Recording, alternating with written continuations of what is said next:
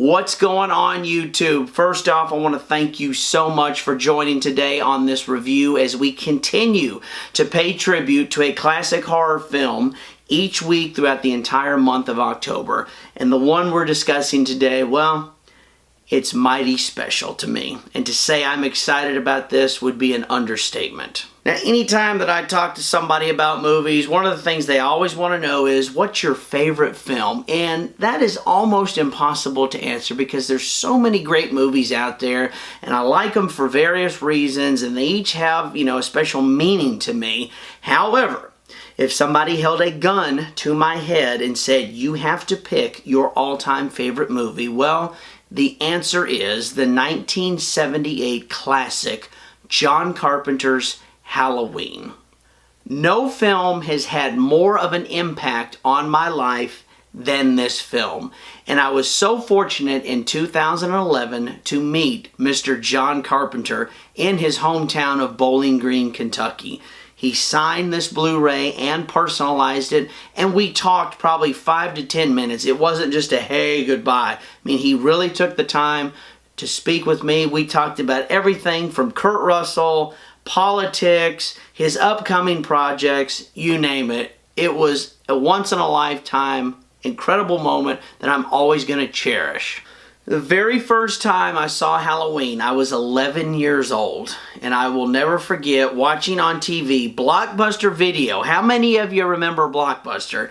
They were running an ad, and it was advertising the movie Halloween. They were selling it, had a special, and the clips I saw and hearing the music, I was just like, oh my God, I have got to see that film. And my mother was like, there's no way in hell you're going to see that movie. And Dad goes, no, I think it'd be good for him. He'll love it. It'll be great. And Mom's sitting there going, it's going to terrify him. It's going to give that child nightmares. So long story short, Dad went out, bought the film for me, and I watched it. And my life has never been the same since. And I can remember sitting in the floor of our den watching that. Wasn't even halfway through the movie. My parents were like, all right, we're going to run out and do some errands. You want to stay here and watch this or not? I'm like, oh, God, no, I cannot stay here by myself. I have got to come out and be with y'all. I waited till we got back home to finish the movie up. And it just freaked me out to the extreme. But at the same time, I loved it. So what do you talk about when discussing this movie that's now 40 years old and people have analyzed it from absolutely every single angle? I mean, this film is epic. Everything about it, starting with the production. Mr. Irwin Yablans, he's the executive producer on the movie. He worked with John Carpenter previously on the 1976 low-budget film Assault on Precinct 13. It's Carpenter's second film as a director.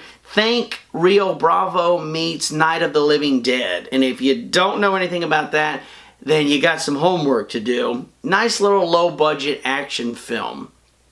Kind of put Carpenter on the map in a way. Not necessarily in America, but more in Europe. So Irwin Yablans, when he was coming back from Europe, having promoted Assault on Precinct 13, he gets this idea that, hey, let's make a horror movie. Let's make it about babysitters. Let's do it in one night because that's going to cut down on the finances. And let's put it on Halloween. So he calls John Carpenter up and he pitches this idea to him, and John got it just right away. He knew exactly how he could make this movie. And he told Irwin Yablans, he said, the only thing, and I mean, these are the huevos that John Carpenter has on him, okay? This is only going to be his third film. He's not extremely well known. And he tells the man, I want complete creative control and I want my name above the title. And Irwin Yablans told him, for the amount of money that we're going to make this film with, you can have anything you want. Now, there's lots of numbers and stories about how much this movie cost to make, but it is safe to say anywhere from $300,000 to $325,000 is what it cost to make Halloween. Extremely, extremely low budget. Even for 1978, that is an extremely low budget. And there's also some debate as to how long it took to film the movie. Jamie Lee Curtis tells one story, other people tell another story, but it is safe to say they made this film between 2 and 3 weeks. It was shot in the spring of 1978, and it was released later that fall. And the film, as you know, would go on to make millions and change the history of cinema. In this movie, it basically consists of a bunch of no-names. The cast was not well known at the time. The crew working on this film, they aren't well known at the time, other than the late, great Mr. Donald Pleasance. He played Dr. Sam Loomis. That character is named, of course, after the John Gavin character in the movie Psycho. And the funny thing is, Donald Pleasance had no interest in doing this film. He even told John Carpenter, I don't like this script. I don't understand this script. The only reason I am doing this movie is because my daughter loved the music in your previous film. So Irwin Yablans and John Carpenter, they needed just a little bit more money. They went to Moustapha Akkad. Mr. Akkad is known as the godfather of the Halloween franchise. They told him what their budget was, and he said, well, what's the story about? And they told him it is about the babysitter to be killed by the boogeyman. And as he said that word babysitter, it clicked with me because every kid in America knows what a babysitter is. I killed him. You can't kill the boogeyman. Now, when we're talking about this movie, John Carpenter always gets the credit. He gets the love and the glory, and understandably so. I mean, it is his baby. However, as a fanboy, I feel it is my duty to mention a few names that have also had an important role in making this film. The first one is the late, great Miss Deborah Hill. Now, she served as producer and co-wrote this along with John Carpenter. And what Deborah Hill added to this was the real, authentic, relatable aspect of this film, and that's the girls talking amongst each other. As she said, I wrote the first draft of the film that included the girls' dialogue. I mean, all that stuff that's real, that girls talk about, that we can sit there and watch, and we relate to it.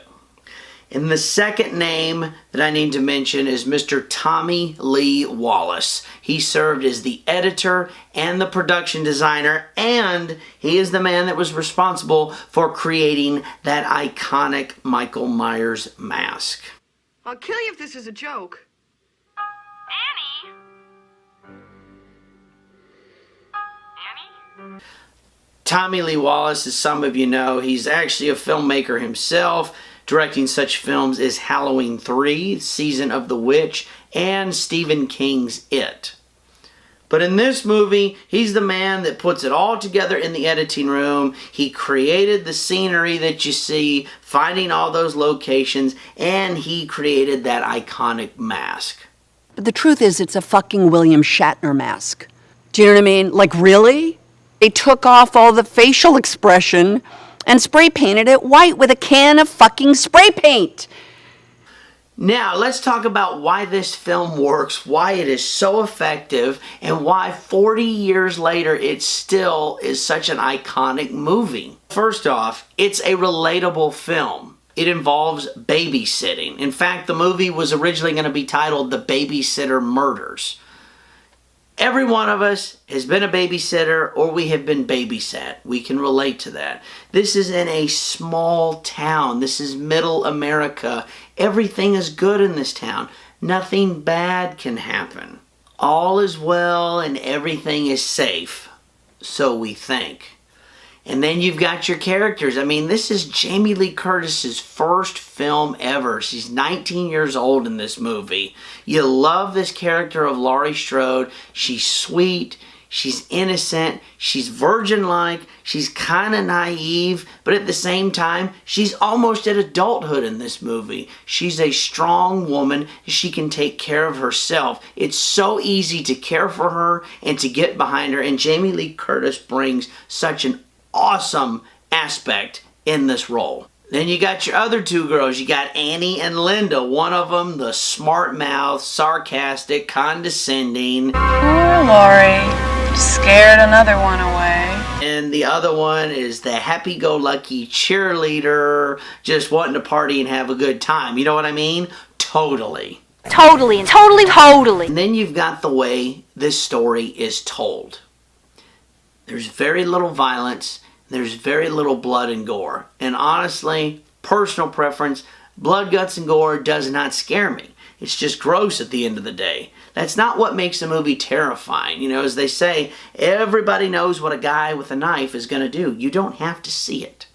This movie works so well because of the suspense and the terror and the audience knowing from basically the very beginning of the movie, okay, we cannot relax. There is constant tension. There is a constant threat out there. You know it could happen at any moment. And Carpenter takes his time to build that suspense and that terror. And as Tommy Lee Wallace said, he understood a very important concept that you don't show too much of the monster. You let it be known that the threat is there, and then it's kind of like that Jack in the Box. You're winding it up, and eventually it's going to pop. So you have that waiting game, knowing something is going to happen. And last but not least, we cannot forget the iconic score. John Carpenter just delivers quite possibly the most iconic soundtrack a film has ever had. If not the most famous, it is certainly right up there at the top. It literally takes this film to a whole new level. And the music, much like the movie, is very simple. There's nothing really complicated about it, but it is so effective. And you can't talk about Halloween without mentioning Michael Myers. He, to me, is the most iconic horror villain of all time, hands down.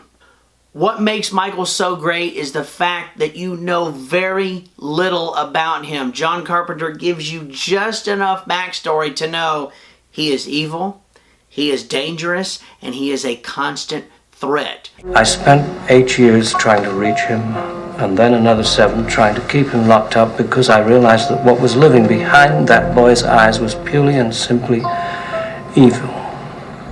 This character has no emotion, it has no reasoning, it is pure evil. And I love the fact that they don't show much of Michael. Anytime you see him, it's a distorted image, it's kind of blurry, he's in the shadows. You know he's there, but you just can't see him clearly.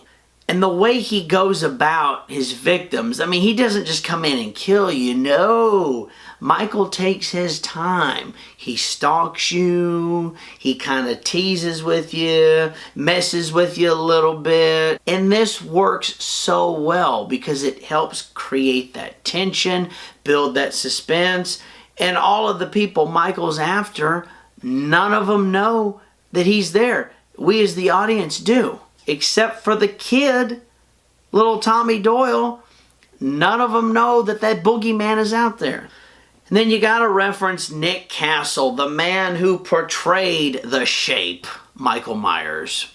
The way Nick Castle moves, just his mannerisms, it added a whole new element to that character and made it even more terrifying. And Nick Castle's even said the only direction John Carpenter ever gave me was the head tilt. Turn your head. Kind of admire your victim there.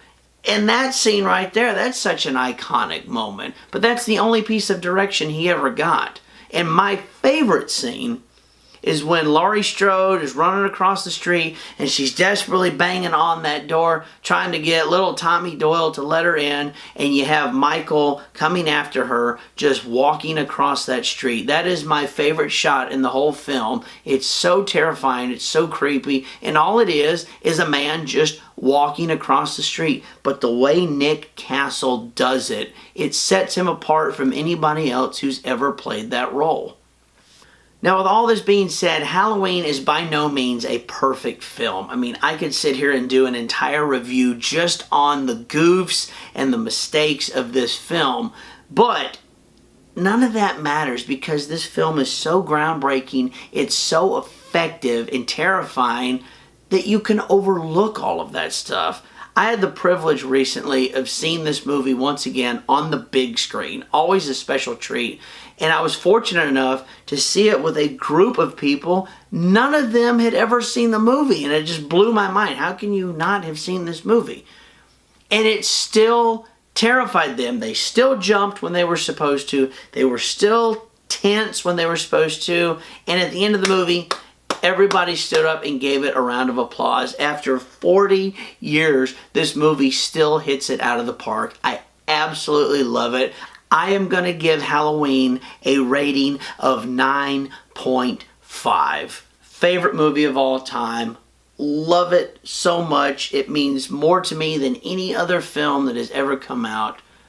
I could probably sit here and talk about this film with you for the rest of the year. But it's time to go. Guys, I want to thank you so much. I hope you enjoyed this review. Please consider subscribing to my channel if you haven't already done so. And those that have, I want to thank you for your support and your liking of the videos and your comments. I love hearing from you. It really means a lot. Stay tuned because we're going to be back with a new film release upcoming this week. I wonder if you can figure out what it is.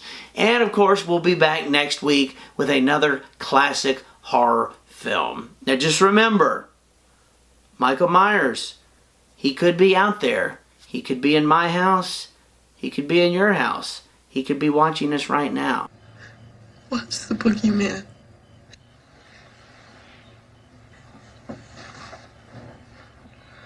As a matter of fact, it was.